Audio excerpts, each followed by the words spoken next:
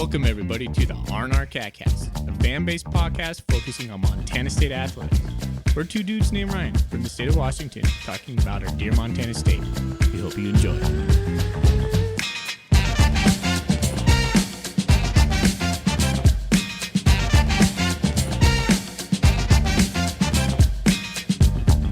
Good afternoon, good evening, or good morning, whenever you're listening to this.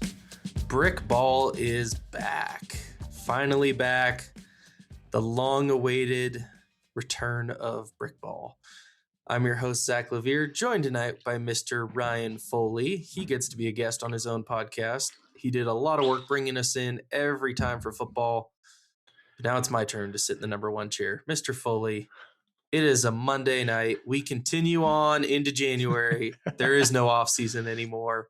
Bobcat Athletics rolls on. How you doing?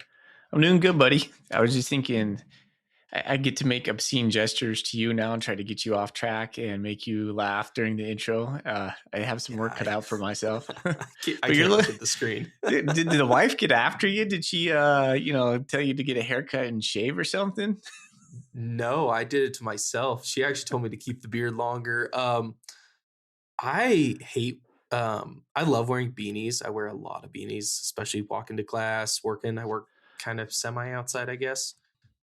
Dude, it gets so bad. Like you just look at yourself and your hair just looks like Einstein or something. So I got sick of it and I was like, I'm going with the 0 on the sides and give me an inch on the top. And I've heard jokes all week about it, but it's no mullet. I can tell you that much. No, that's reserved for me and me alone. So I'll hold down that corner for the R&R. Are you going to do that again?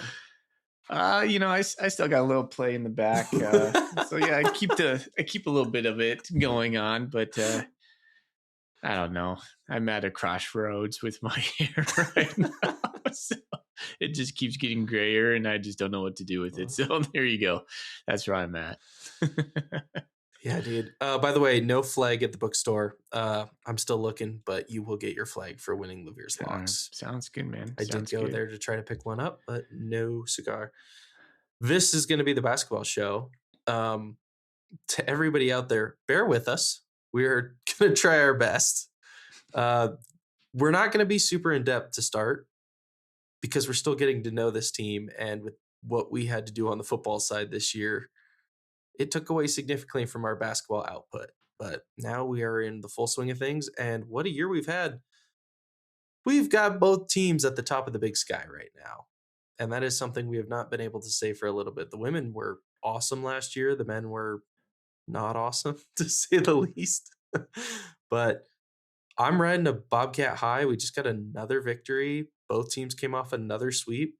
How are you feeling about the trajectory of both teams right now and just what you've seen so far? We'll start out with the men. I thought that coming into this year was a pivotal year for Coach Logie. He needed to show some grit. I think his team is embracing crashing the boards more this year. Yep. They seem to be more defensive minded than in years past. I like the trajectory that we're on. 7-1 in the conference right now, just slightly behind Portland State, who we get to play on Saturday, which I'm really looking forward to. It's going to be such a good game. I wish I could go to that. It's the Bobcats right now, from what I've seen, we're grinders. We are grinding out wins. We were losing early on, kind of feeling us out, with a collection of new names, trying to gel close games and not some snide comments, but kind of like a running joke was no 10-point lead is safe in the Logie era. And since conference has started, that has kind of gone away, which is refreshing because it's kind of really frustrating when you have 5 minutes left and you have a 10-minute lead and you can almost count that it's going to go down to a 2-point game.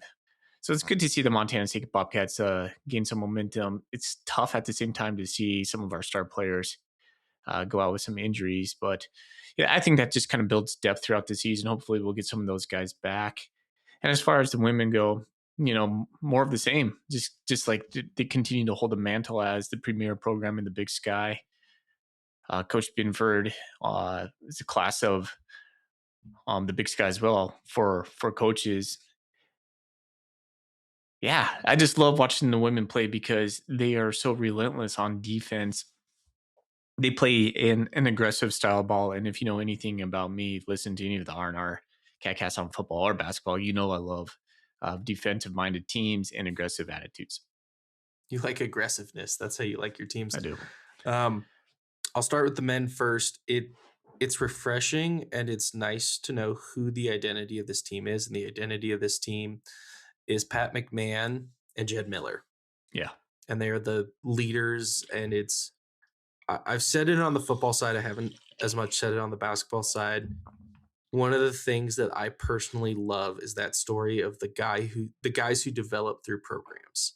Mhm. The 4-year guys. There was a couple guys last year that I thought who were young guys who are like, man, I sung them a lot of praise. I saw some development, and then they transferred out, and it upset me a lot because I was like, I really wanted to see those guys develop, and I really said some nice things about them, and I wanted to see them move through the program, and they just never got the chance or for on their own thoughts. But Jed Miller and Pat McMahon, watching what they've come from freshmen, sophomore, juniors, and just the progress. I mean, Jed Miller looks like an everyday Joe, but gosh, that kid balls out every time he gets the ball.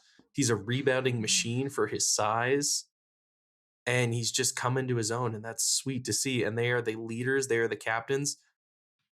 For those who don't go to the games, the pre-game hype video is Pat McMahon and Jed Miller playing each other in the Manhattan High gym. And it's sweet. It's this like cool small town vibe, and you have these guys who just it's their team. This is their season. They came back for one more year. It's their team.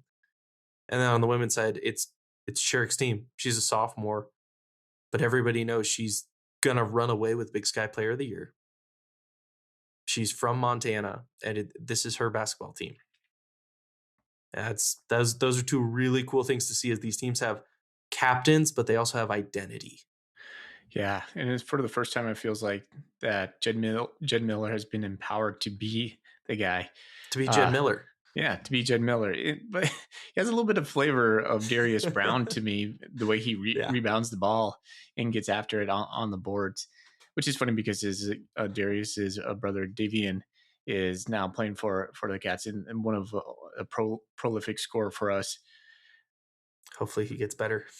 Yeah, I kind of been searching the news. I can't find any We haven't information seen on anything on his. that, but Yeah, okay. hopefully he's better. I didn't see the injury. I was on a date with my wife, and so can you kind of run I that didn't down? either. Yeah, Okay. I Yeah. missed it as well. But we do have a couple injuries, Jeremiah Davis being the other one. Um, Hopefully we get those guys back. Sounds like Coach Logie said they should be back. But we got a question. I will just go into that from Johnny Longman. He had the only question. Worst case scenario being down to 7 playable players. Who could Logie call up next? And could you research this and talk about it on the pod? Would be fascinating. And to answer that, Johnny, we'll see, because I don't know. And we'll figure out real quick, because I'm sure some guys are going to get playing time that they weren't expected to get in the next couple weeks. Immediately, it's been Howie Keene, freshman Yep. from Woodland, Texas, 6'7", 195. He was the guy the first off the bench on Saturday, Yep. or excuse me, on Thursday. Had kind of a breakout day Freshman. for him. Had a couple points, hit a couple big shots, got in the mix with who did we play on Thursday? I can't remember off the top of my head. That was Weber State. That's right. That's right. So I think he's one of the first guys you're going to see off the bench in that. I'm kind of wondering if we're going to see Kevin Holden. And then I haven't seen a lot of preseason Waka Imbach. Yeah, Is he he's kind of hurt? been. I don't believe so, but he's kind of in the reserve center. Yeah, it's been a rotating cast. I think guys like Christian King, who has played very well, the Washington transfer, he stepped up and he's played really well. Seth Almenrud as well. I'm falling in love with his game. Bozeman kid coming back home too. It's an awesome story. He's But pesky, isn't he? I yeah, like he him. is. But those guys are going to be asked to step up. I mean, Davian Brown is a 3-point threat. So is Jeremiah Davis that we're going to lose. And that's a big part of our game is Yeah. hitting those threes, knocking those down. And it's why we're 7-1 in conference right now is because as the Zach stats went from the last couple of years, when our 3-point percentage was down and our rebounding's down, we're not going to win very many games. But guess what? Our 3-point percentage has been pretty dang good, and so has our rebounding. Yeah. And we had an emphasis on that pesky rebounding has been a massive part of our game. You have to craft our identity as a tough team, a mentally tough team, and a scrappy team. I think these guys get after that. I think that comes from their leaders, Jed Miller and Pat McMahon. But I think you started to see that in like guys, well, like a guy that I think is a grinder that doesn't give a lot of love is um, Jaden Stepp. He's just kind of a role player for the Cats, but does everything well. Uh, Gets in the melee, like can just hold his own down on the block. I like watching that guy. You've played 3 of your last 4 at home.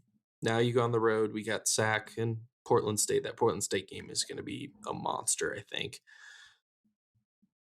But the fun yet annoying part about this team is it seems every game comes down to the wire. And you just know with 2 minutes to go, Bobcats are going to either be up 3 or down 3. It doesn't matter. It's just like, no, who cares what the score is with 5 minutes to go? Let's know what it is with 2. But they're going ESPN to have to doesn't. step up. Yeah, ESPN doesn't have that tracker anymore where the two The lines meet, and probability yeah, tracker. uh, or the scoring like lines, how they would like Yep. intertwine and whatnot. And I was just like, I keep looking for it because I know like at one point there was going to be a big chasm, and then it shrinks to that very point where like you're just clinching and going, come on, just pull through. It doesn't have to be like that either. Because sometimes you look, hey, we had a 17-point lead, and now it's down to 2. You're like, ah, shucks, man. This is all too well. We know this story. So, That's oh why I wish well. Montana had live sports betting where you can bet mid game because I'd be hammering the other team in the points when we're up by I 10. mean, does it build character? I'm sure it does. Like, and the funny thing about this is we all want one of the top seeds when we get to Boise. And in the back of my mind during these games, you're like, well, as long as we can get one of those, it's just Yep. fine how this plays out. I reminded myself as well, like, it does mean something, but the Big Sky regular season championship really doesn't mean anything. Yeah. And I think we all understand that it just doesn't mean anything. And you're fighting for a top 4 seed. And that's pretty pivotal. Yeah. And even a top 2 seed, like you're like that, there is an advantage, even though it doesn't seem like it, because the top 2 seed almost gets knocked off every year now. But you're fighting for a top 2 seed, if at worst a top 4 seed. And we're in prime position to claim one of those, if not get the regular season conference championship, which obviously they need. But the big picture is March Madness and winning in Boise. And you have to position yourself to win in Boise. Yeah. Or you end up like Eastern. Get upset by the 11 seed twice. Oh man. But we head into a fun week on the road. And Coach Logie gets his first win against the Grizz as well. I think we talked about it a little bit, but taking care of the Grizz on home floor was something. It's almost like how Coach Vegan was talked about for a long time. If he couldn't beat the Grizz in Missoula, Coach Logie couldn't beat the Grizz in the regular season. So It's good to get that monkey off his back. Massive. Yeah. Yeah. It was a proving point. So, all right. Well, we're going to close the book so far on the men's side, and let's go over to the women's and pull up some of that stuff right there. Women are having a pretty good year once again. I kind of was watching it like on my phone while I was watching the MSU Idaho State game for the men. it's the most uncharacteristic game that they've had, losing 79-60. They come back and put a whoop down on Weber, but I don't know what happened to the women against Idaho State.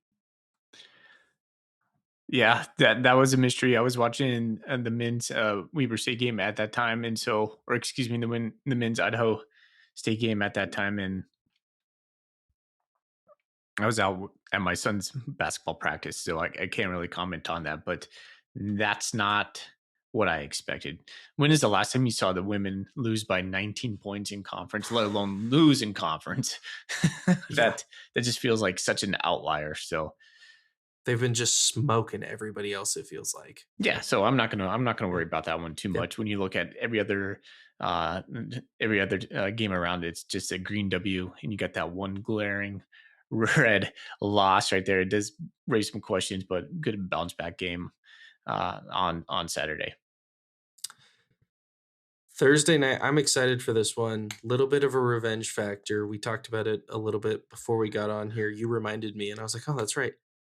Natalie Picton makes her return to the brick with Sacramento State. The Fighting Pictons. The Fighting Pictons, the Fighting Canadians. I I don't know why kind of she feel transferred out, but yeah. I have a feeling we're going to be fired up to put it to it. Yeah, Because, I love the revenge factor of yeah. this kind of feeling of the matchup. I'm definitely gonna have eyes on this game. I want to shut her down. Yeah. Like I loved Picton when she was here. She was She like was my favorite awesome. I player. was Yeah, I so know. bad. I was so bad when she transferred. I was like, Now, gosh. And of course, to Sac State, you go to an in-conference rival. yeah, and now I just want Chirk and Phillip just to shut her down and just make her feel terrible. 10 turnovers. 10 turnovers. Let's do it. But 14-5, 7-1 in conference. Chirk is averaging almost 18 points a game, shooting 67%. That's incredible. Yeah, definition of a baller right there. Could you Phillips, score on Taylor what's up? Chirk? We talked about this. Do you think Yes, you we could did. score? I think I could get one. On a going to 11, I think I could get one. It's all. I don't know, Zach. I think I could get one. I think it'd be 1 to 11, but I think I could get one. Yeah. Okay. You might be able to back her down. One of those things, like when you know you are such an elite athlete, you could just Yeah. smother them on defense right away. Just like when you try Yeah. to like play so tight on one-on-one coverage that it Yeah. just makes the other person just like suffocate. I think that's what she would do to you and all of Yeah. us, really. I'd be gassed. Could you even get a dribble and a crossover? I don't know. I couldn't get. Oh no, I'm not crossing over. Absolutely not. You're just gonna back her down. I'm gonna have to fade away or something. I have 11 shots at a step back fade. I am 6'5", so maybe I can get the ball up, but who knows? Somebody would Yeah. want to sponsor that for charity or something. I would totally do it to make an ass of myself. I would do it for the right cause. It'd be funny. But gosh, it's crazy that we're almost halfway through basketball season.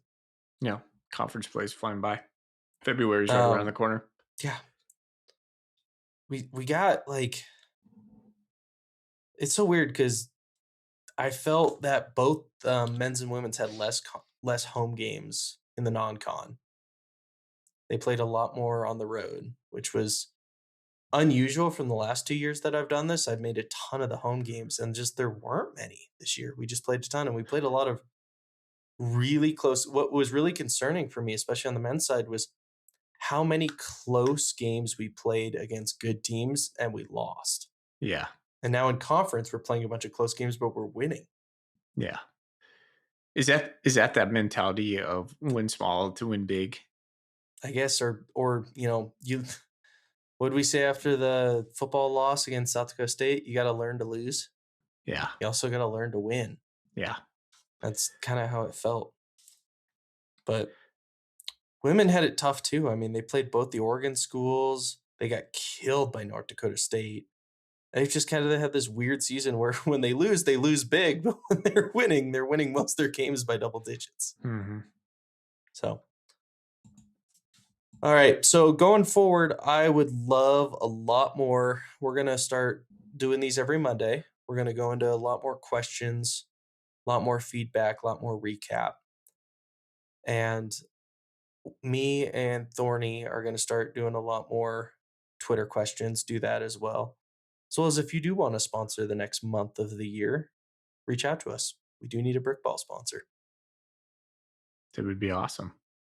I I'm like it. excited. I'm excited for Boise again. This will be my 4th year going to Boise, dude. I hope you get to go one of these years. I know you got kids and it doesn't always align up with spring break, but it is a great experience. I used to live down there. Yeah, Yeah. I know all about Boise, but yes, That it would be the fun. arena is sweet. Everything about the kind of the hotel lobby bar, which I've had quite a bit of fun with over the years, is sweet. I'll try to make it. I'll try to make it. You We'll got to see what make one of happens. you got to make one of them. It's always fun. You didn't make the championship this year for football. But by the way, superstitious, do you think the Cats make it to Nashville again next year? I don't think you can go.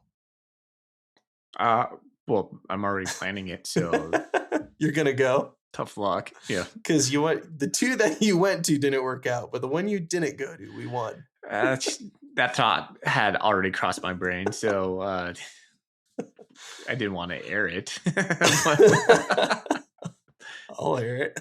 yeah, That was my first thought. I was like, I wonder how Foley's like taking just this as not long being as here. Thorny's there, he seemed to be some sort of good luck charm where he comes to the games and he just experiences these awesome wins all Just the the great time. moments. So it's funny. He's like, oh man, because when I go to the games, like I get to go to like these random losses that we have. You're like, all right. I don't know. I You wear want to see probably like the ECWs. last 5 games I've been to. 2 of them have been losses, which has been really odd considering how much we win as a program. Yeah. Final thing I'll say: expectations for both these teams. I think March Madness. Like it's always weird because it's like you expect just to go to March Madness is kind of the goal. Well, I expect the Cats to get to that semifinal game, and then we'll see what happens after that. What I like for the men specifically right now, it's like you said, they're learning how to win. 7-1 in the Yeah. conference. We needed to see that out of Logie this year.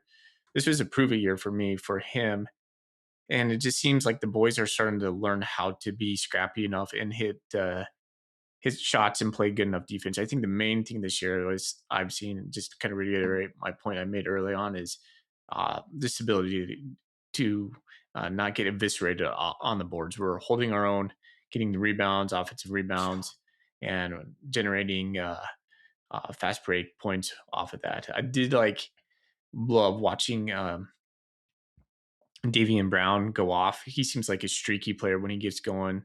He lights up the floor, and that he's such a good complement for Jed Miller. He, Patrick McMahon has his classic back you down, like uh, you know, up underneath shot, and he is kind of just like that salty dog down there. So it's fun to watch these guys carve out their roles, and then now we're seeing a whole bunch of fresh faces having to emerge in the wake of some of these injuries. I think that's just going to build depth, and hopefully we get Jeremiah Smith and Davian Brown back by the time we hit that final stretch in late February and March. Yeah, we only have a few more homestands left in the year already. It's going by quick, Hmm. but we'll see. We'll be back next week with full breakdowns of the next 2 games, and we're excited to get into it. I'm pumped to start doing some more research and watch these teams. I mean, it's been a little painful with the regular season for the men the last couple years, and now we're back to the standard, and the standard is set, and it's nice to see us at the top of the big sky once Yeah, again. kind of feels like when Sprinkle was here, that Yeah, momentum, that ability to win and go on a streak of winning. I like that. it's building. So, All right, all right, man. Till next week. Go Cats. go Cats.